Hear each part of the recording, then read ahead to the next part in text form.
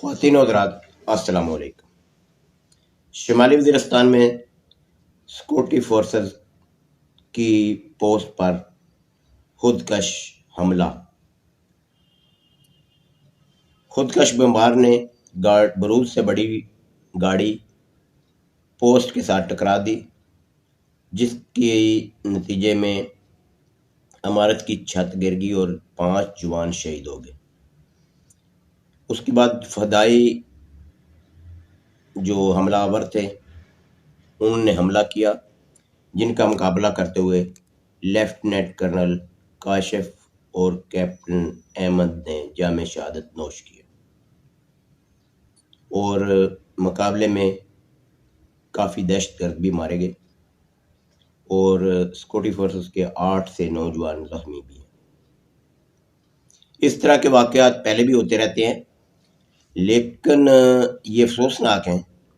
لیکن اب سب سے بڑی افسوس کی جو بات ہے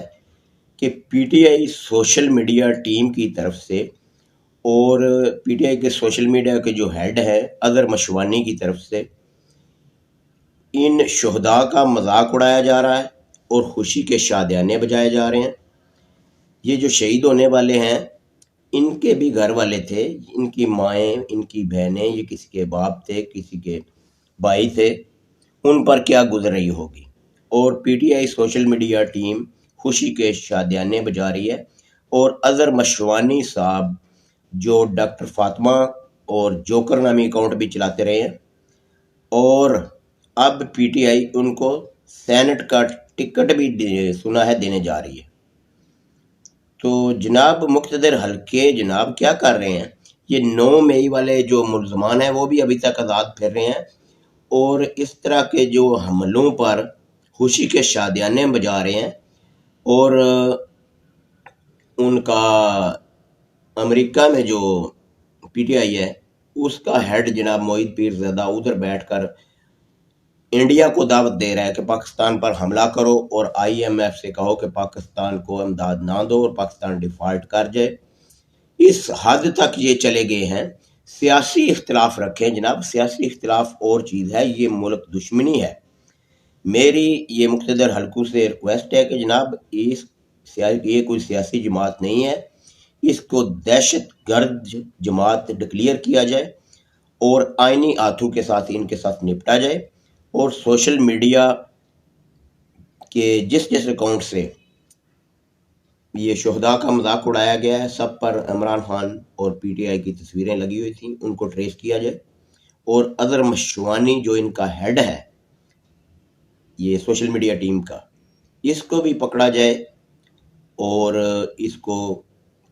جو سزا بنتی ہے اس کو دی جائے، اور جیل میں بیٹھا ہوا قیدی نمبر 420 جو سب کا ماسٹر مائنڈ ہے اور نوجوانوں کی اس نے ذہن سازی کی ہے کہ اپنی ہی فورسز پر حملہ کرو اور اپنے ہی ملک کو توڑ دو، اور